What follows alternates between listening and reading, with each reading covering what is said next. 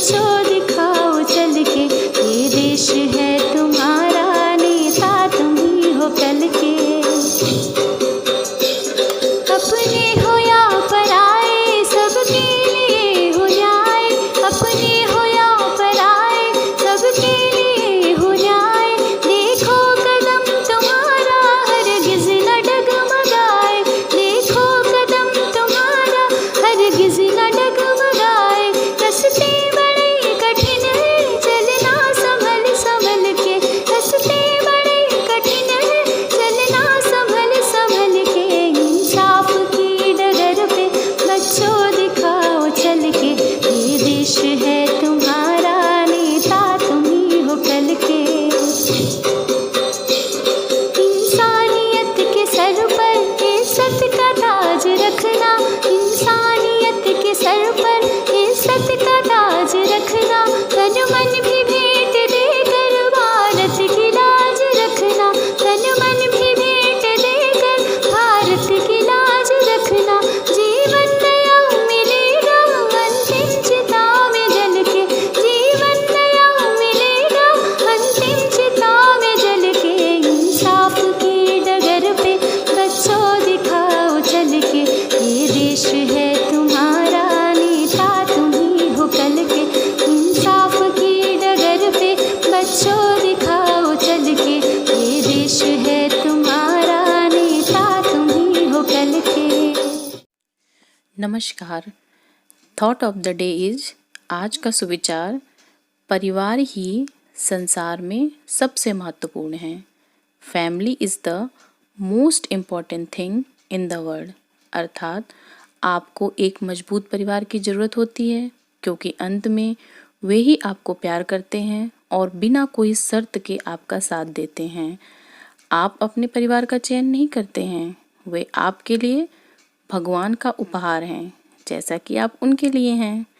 इसलिए भले ही दूसरी चीज़ें हमको बदल दें, लेकिन हम शुरू और अंत दोनों परिवार के साथ ही होते हैं। धन्यवाद। Good morning. Today's word is effective. Effective का अर्थ है प्रभावी। इसे एग्जाम्पल से समझते हैं। The soldiers gained effective control of the town. यानी सैनिकों ने शहर पर प्रभावी नियंत्रण प्राप्त कर लिया। दूसरा एग्जाम्पल देखते हैं। A medicine that is effective against the common cold. एक दवाई आम सर्दी के खिलाफ प्रभावी है। Thank you. नमस्कार। Puzzle of the day. ऊँट की बैठक, हिरन की चाल, वह कौन सा जानवर जिसके दुम न बाल? इसका उत्तर है मेंढक। धन्यवाद। नमस्कार।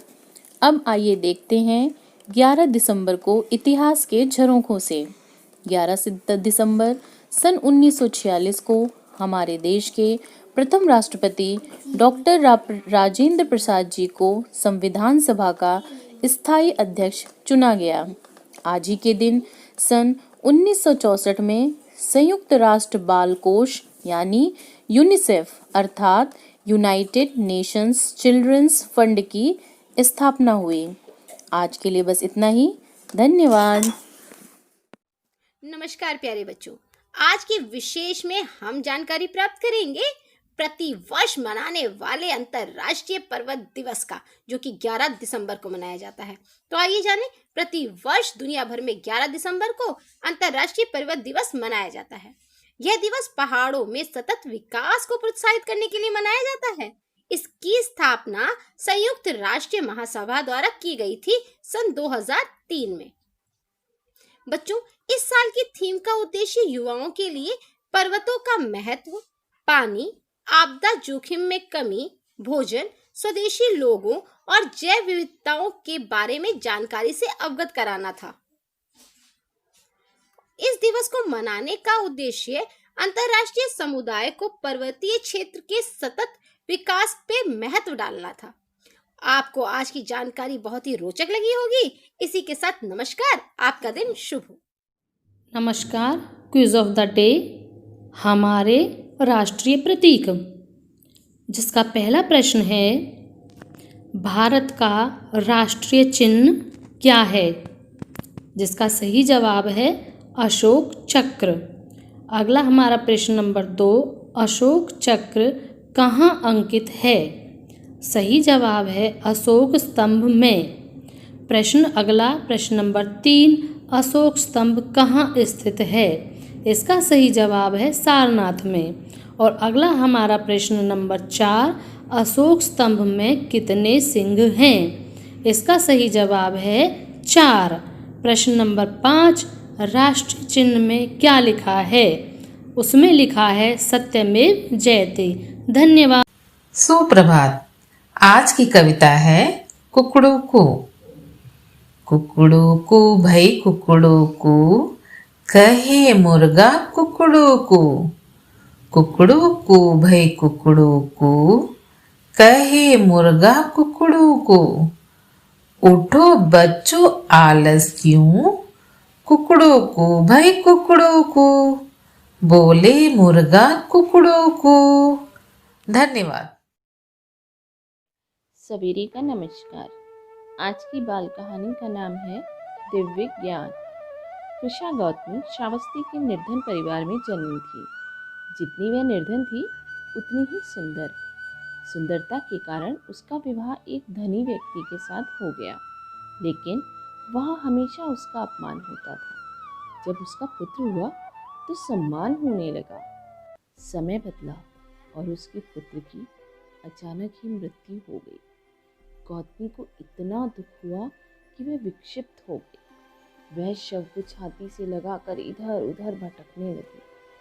अंत में तथागत के पास पहुंची और पुत्र को जीवित करने का हठ करने लगी। तथागत ने उससे कहा, तुम उस घर से सरसों के दाने ले आओ जहां कभी किसी की मृत्यु ना हुई हो। गौतमी प्रत्येक घर गई, लेकिन कहीं ऐसा घर नहीं मिला जहां कभी मृत्यु नहीं हुई हो। वह समझ गई, इस संसार में जो आया है उसे मरना ही होगा। इस तरह तथागत ने गौतमी को दिव्य ज्ञान देते हुए उसकी समस्या का निराकरण किया। धन्यवाद। सुप्रभात। मैं प्रेम वर्मा। आज मोटिवेट योरसेल्फ का विषय है क्लासरूम सरप्राइजेज। अगर हम बड़े होकर भी पुरस्कार पाने पर इतना खुश हो सकते हैं तो क्या हमारे स्कूल के बच्चे और उनका बाल मन पुरस्कार पाने के लिए ललायित नहीं होता होगा? इसका अंदाज़ा हम इसी से लगा सकते हैं कि बचपन में हम सब अपने स्कूल से पुरस्कार में मिली एक कटोरी भी सहेज कर रखते थे। पुरस्कार कितना महंगा है ये मायने नहीं रखता, पुरस्कार पाने की वजह मायने रखती है। हम अपने स्कूल में अपने छात्रों को पुरस्कृत करने के लिए कुछ पेन, कॉपियाँ, पेंसिल, स्केच, टॉफी आदि की व्यवस्था कर सकते हैं। बेहद कम खर्च में, अधिकतम 100 से 150 रुपये मासिक। बेहतर हो कि ये सब हमारे पास विद्यालय में पहले से उपलब्ध हो, ताकि जब मौका हो तो ढूंढना न पड़े, क्योंकि पुरस्कृत करने के लिए सही मौका और सरप्राइजेस का अलग महत्व होता है। हम पहले से कुछ भी प्लान न करें, विद्यालय में समस्त दैनिक गतिविधियां समान रूप से चलने दें।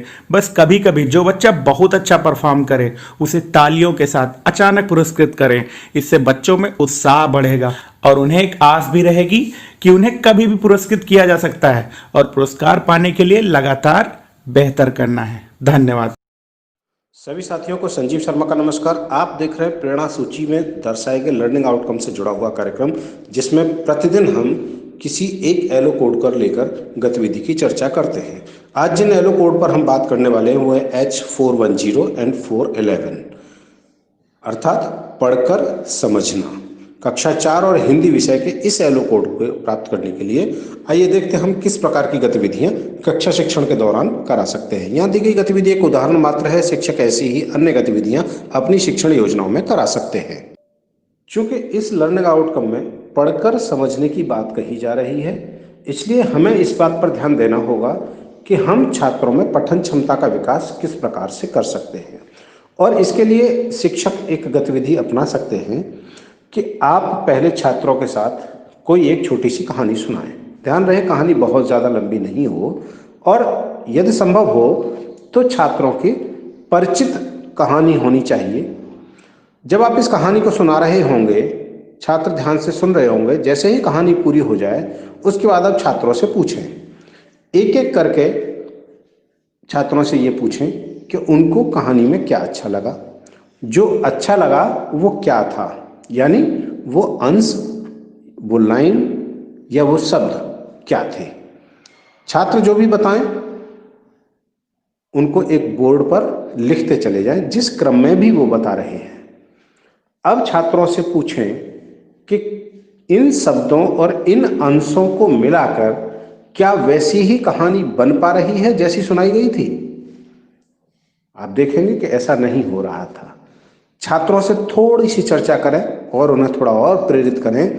आप देखेंगे छात्र उन घटनाओं को, उन लाइनों को या उन शब्दों को स्वयं सही क्रम में लगाना आरंभ कर देते हैं और आप देखेंगे कि उसी प्रकार से जैसी कहानी आपने सुनाई थी, लगभग वैसी ही कहानी फिर से तैयार हो जाती है। अर्थात अब जो कुछ उन्हें सुनाया गया था वो पढ़ने के बाद उनको समझ में आ गया है। ठीक यही प्रक्रिया जिस पाठ को भी आप पढ़ा रहे हैं उस पाठ को पढ़ाने के दौरान अपनाएं। आप देखेंगे कि जब छात्रों के साथ चर्चा होती है तो वे उसको सही क्रम में लगाना सीख जाते हैं। गतिविधि की रोचकता को बनाए रखने के लिए आप इस प्रकार की कहानियों का चयन करें जिसमें छात्रों को मजा आए। जब आप इस तरह से कर रहे होंगे, छात्रों को प्रेरित कर रहे होंगे और छात्रों के समक्ष यह चुनौती उत्पन्न होगी कि सही क्रम क्या है, किस बात को पहले कहना है, किस बात को बाद में कहना है, यह समझना बहुत आवश्यक है। जब छात्र अपनी बात कह रहे हो तो आप उनकी बात को पूरी गंभीरता के साथ सुने। आप देखेंगे छात्र अपनी बेहतर तरीके से प्रस्तुति दे पा रहे हैं। तो इस प्रकार से इस गतिविधि को आप करा सकते हैं। हासिल करें प्रेरणा लक्ष्यों को, कराते रहें गतिविधियां। हम बनाएंगे प्रेरक प्रदेश उत्तर प्रदेश। जय हिंद, जय शिक्षा।